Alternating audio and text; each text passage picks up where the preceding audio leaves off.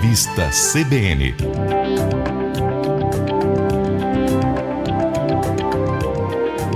Apresentação: Pétria Chaves. 1h06, Revista CBN deste sábado, hoje dia 8 de março de 2025, Dia Internacional da Mulher, programa especial com mulheres maravilhosas. Sem delongas, a gente vai para a nossa próxima entrevista no programa de hoje. Revista CBN Brasil.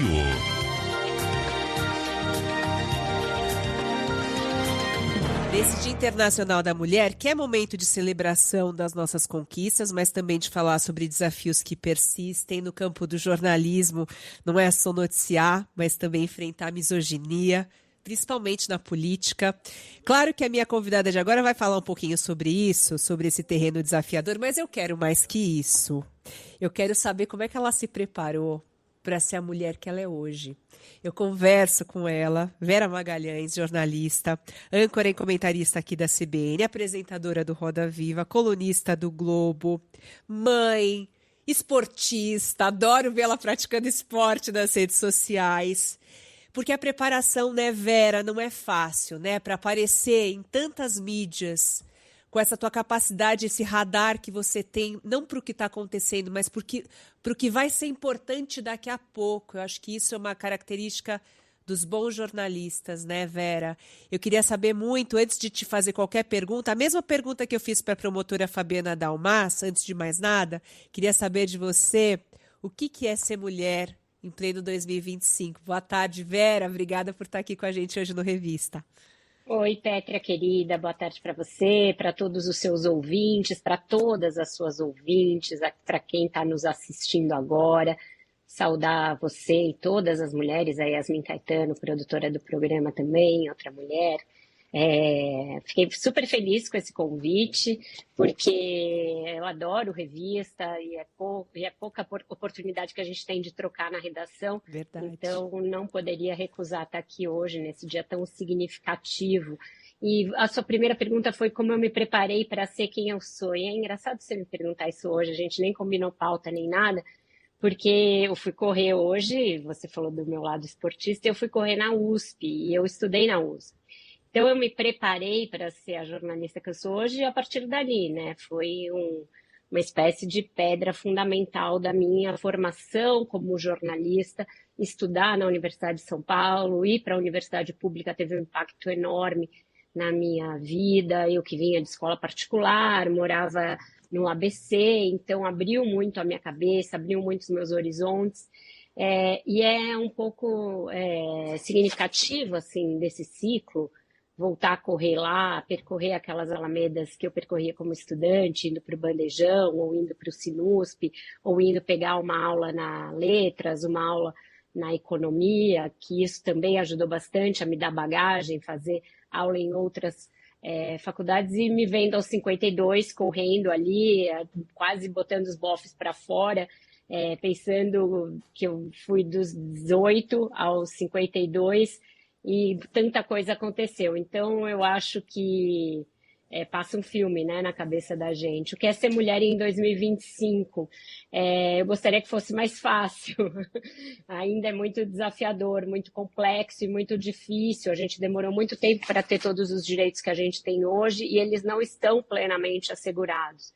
Quando a gente vê casos como a menina de 17 anos, que foi morta barbaramente, descendo do ônibus. E quando a gente vê o que está acontecendo nos Estados Unidos em termos de rápida corrosão dos direitos e perda de ali conquistas que são tão recentes, a gente vê que é tudo por um fio e que ser mulher ainda hoje é uma corrida de obstáculos em que a gente tem de enfrentar muita dificuldade, muito preconceito, muita misoginia e muito inconformismo com o básico, com o fato da gente ter direito a coisas básicas que os homens sempre tiveram direito. Isso causa estranheza, isso causa revolta e isso causa reação. Então, é inacreditável que isso ainda aconteça na segunda década do século XXI, mas ainda acontece e a gente corre o risco de estar diante de um início de um período de graves e profundos retrocessos. E sabe que quando a gente acompanha o teu trabalho, né, e eu acompanho muito de perto,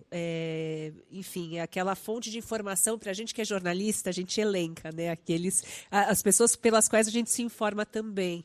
E quando aconteceu toda aquela passagem com você no governo passado, né, o que aconteceu nos debates, aquela violência absurda, explícita, Vera, e você, quando a gente te ouve, te acompanha, você é tão forte, acho que isso acontece com tantas mulheres, né? Imagem de ser tão forte e ali, diante daquela violência, ficar simplesmente sem palavras, sem reação. Como é que foi para você passar por isso?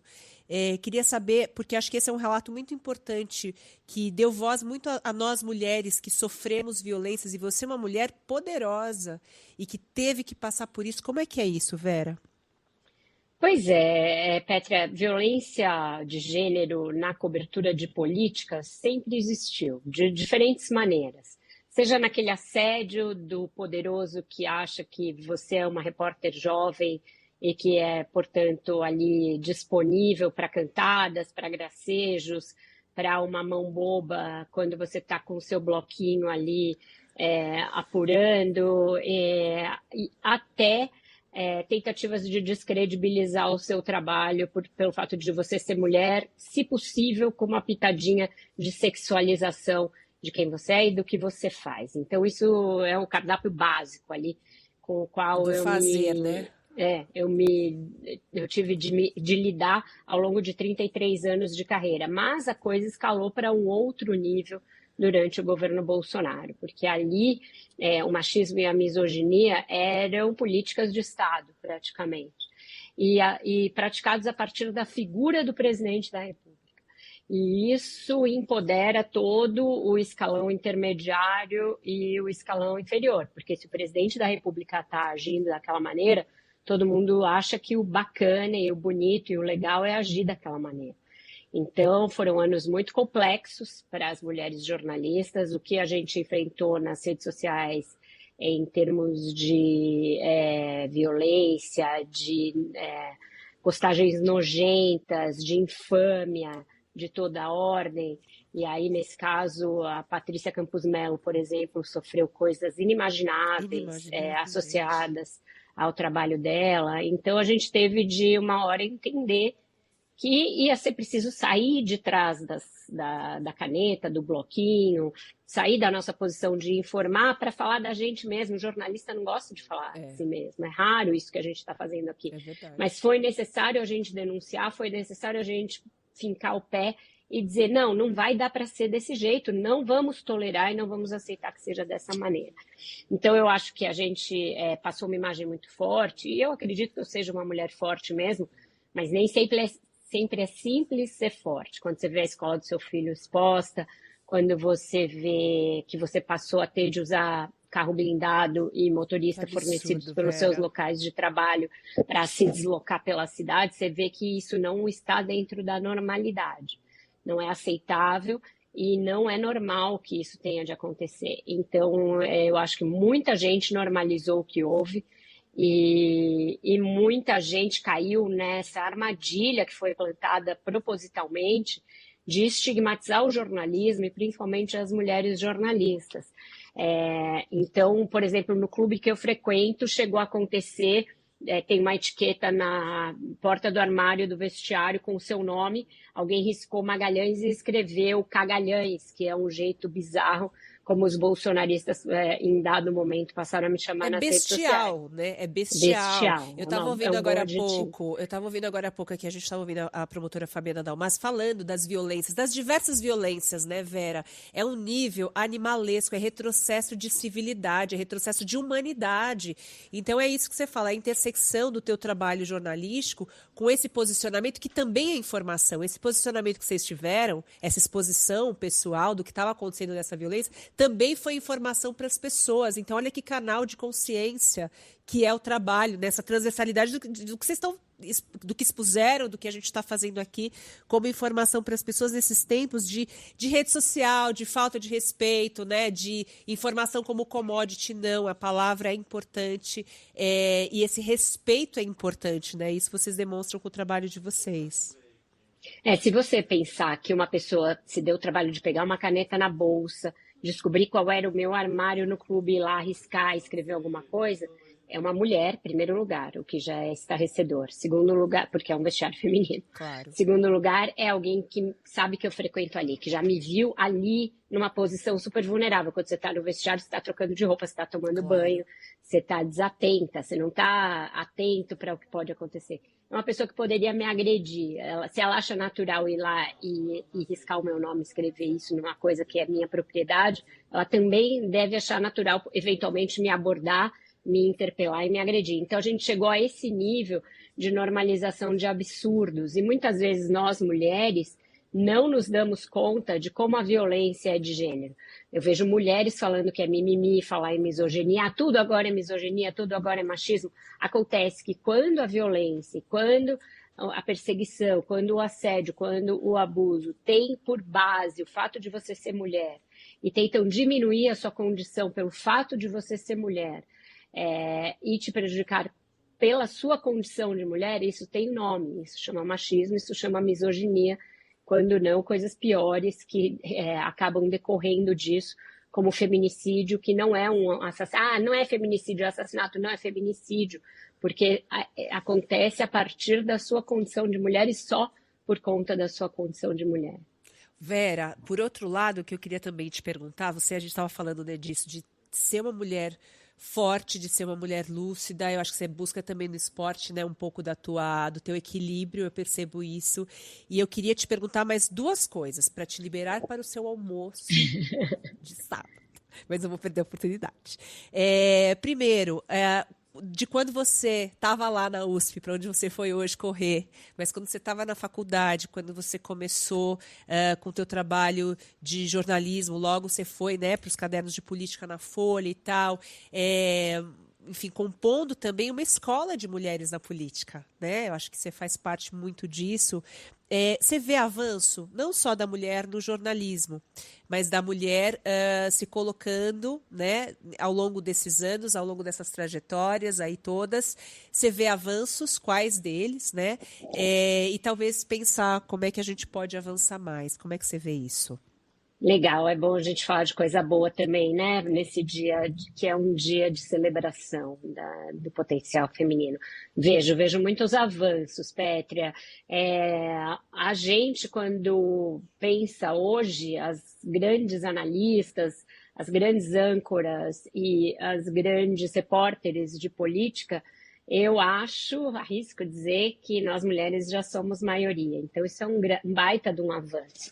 É verdade que já existe uma escola e a gente não é a primeira geração de mulheres grandes na política. Quando eu cheguei a Brasília, em 1999, com 26 anos e louca para aprender tudo, quem a gente olhava e quem a gente se mirava eram mulheres.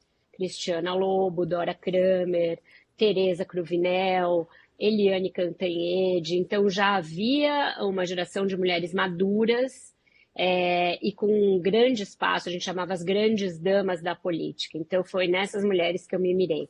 Uma das grandes referências profissionais que eu tenho é uma mulher também que fez, antes de todas nós, essa trajetória do impresso para a TV, que foi a Renata Lopretti, foi minha chefe no painel da Folha, eu a sucedi no painel da Folha, e quando ela passou o bastão para mim no painel, ela já foi para a Globo News e depois assumiu a bancada do Jornal da Globo, fazendo um movimento também muito único ali, de você sair do impresso, onde você não é vista, ninguém te reconhece, para assumir a bancada de um dos telejornais da Globo aberta.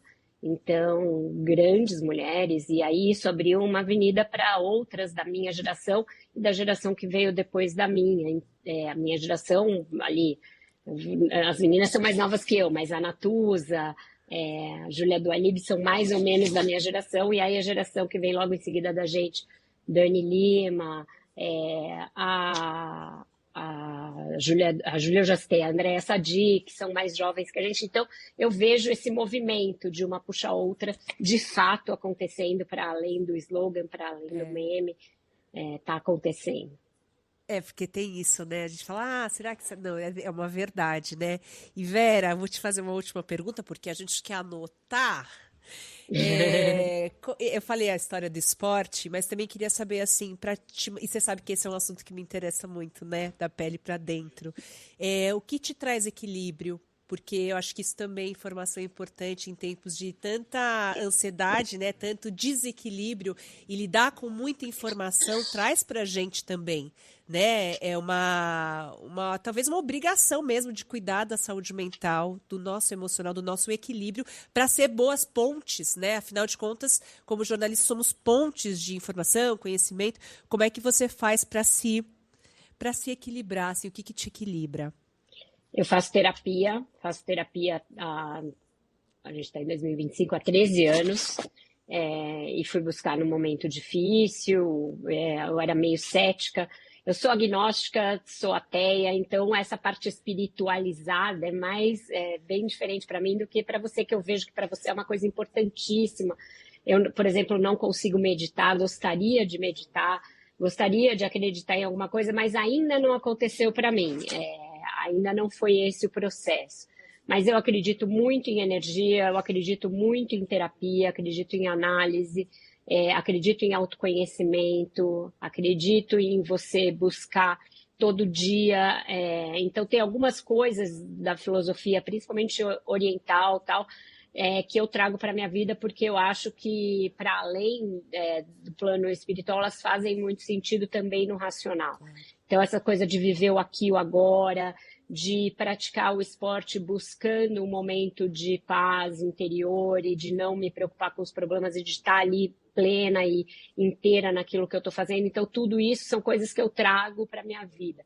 Mas eu acho que eu ainda tenho que evoluir muito nesse plano, no plano ali mais espiritual, mais transcendental, mais ali de realmente tentar me afastar um pouco do concreto, do racional, porque eu acho que eu ainda sou essa pessoa muito ali fincada no chão, sabe? Então, eu acho que ainda tenho bastante a evoluir nesse aspecto. Que bom que a gente tem você, porque acho que o espiritual, seja o nome qual seja dado, né, Vera? É você, para mim, assim, é muito assim, seja o caminho que ele for buscado, é ser ético, é ser bom para os outros, né? Porque a gente vai ter uma estética, né? Qual é a forma estética que a gente prefere? Mas uma coisa que eu queria até falar no ar, assim, sempre me chama muito a atenção, eu sou muito crítica também, tenho um espírito muito crítico, assim, e eu falei no começo da entrevista, eu queria falar isso no ar, assim, ao vivo para todo mundo, me impressiona muito como você está conectada com o que é tendência. Não é, você fala muito do concreto, mas você está muito conectada com o ar, com o que ainda não aconteceu, com entrevistados, entrevistadas, mulheres que passam pelo Roda, o que você fala. Eu fico muito surpresa, porque eu tento fazer muito esse trabalho. O que ninguém viu ainda? E às vezes a Vera já viu, eu falei, ai, nada, ela já viu isso. Então é muito legal, é muito legal. Eu sou muito curiosa, isso eu sempre fui, acho que todo jornalista é uma coisa que, né, nos leva, inclusive, a procurar essa profissão, né?